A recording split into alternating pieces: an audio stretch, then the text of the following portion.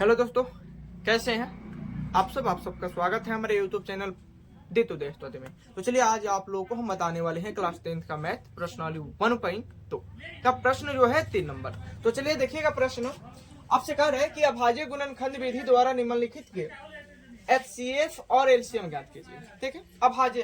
तो सबसे पहले दी गई संख्या को हम अभाज्य संख्या के रूप में व्यक्त करेंगे। जैसे कि 12 है, तो क्या 12 को हम लिख सकते हैं 2 गुने 2 गुने 3, 2 दूना 4, 4 3 12 हो जाएगा। उसी प्रकार 15 को भी लिखेंगे, तो 15 को लिखा जा सकता है 3 गुने 5, 5 3 15। 21 को भी लिखेंगे 3 गुने 7 यानी 7 त्रिका 21 होगा। अब हमको HCF LCM निकालना है, यानी HCF वाले निकाल लीजिए। तो HCF कहता है कि दी गई संख्या में सभी में एक जैसा कॉमन होना चाहिए, यानी उभयनिष्ठ होना चाहिए। तो आप देखिए सभी में जो कॉमन आप देखिएगा, यानी सभी में वो संख्या होना चाहिए, तो वह संख्या आपके पास केवल है 3। तो इसका HCF जो होगा वह होगा 3।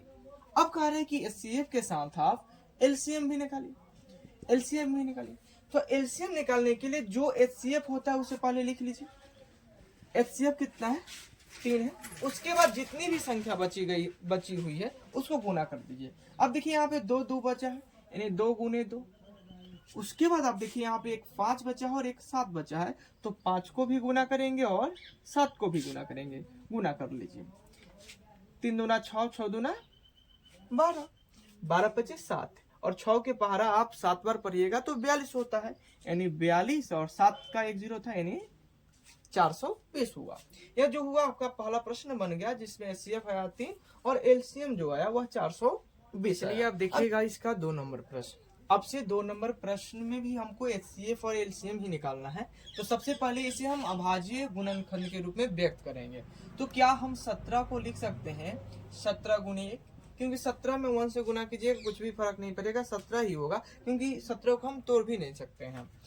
23 भी एक अभाज्य संख्या, इसलिए 23 को हम लिख सकते हैं 23 गुने 1, और 29 को 29 गुने 1। अब ये क्यों लिखें? क्योंकि देखिए हमको HCF निकालना है। जब इसमें कुछ कॉमन ही नहीं होगा तो एक कॉमन लिया जा सकता है, यानी एक HCF होता है। तो अब सब में आप एक देखिएगा तो HCF कितना हुआ? 1। अब हमको निकालना है इसी का LCM।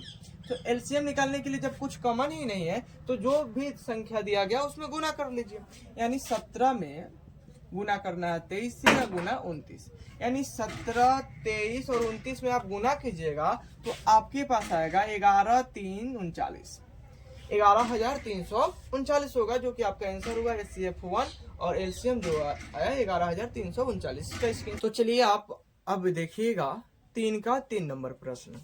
3 का 3 नंबर प्रश्न में है 8, 9 और 25। तो सबसे पहले हम इसे अभाज्य गुणनखंड के रूप में व्यक्त करेंगे।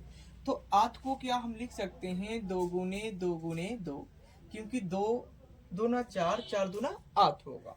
उसके बाद 9 है, तो 9 को क्या लिखा जा सकता है 3 गुने 3, 3 त्रिका 9। 25 को क्या लिखा जा सकता है 5 इंटू 5, यानी 50। अब देखिए HCF निकालना है, तो आपको बताया जा रहा है कि HCF का मतलब कि सभी में एक जैसा अंक होना चाहिए, जो एक जैसा होगा उसी को हम HCF कहेंगे।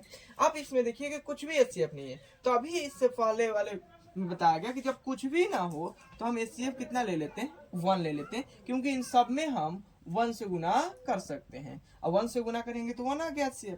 अब हमको क्या निकालना है LCM निकालना है।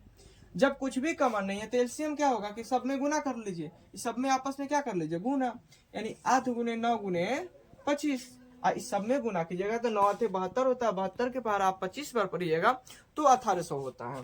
तो आपका LCM जो आया वह 1800 आया। इसका स्क्रीनशॉट लेना चाहते हैं स्क्रीनशॉट ले सकते हैं।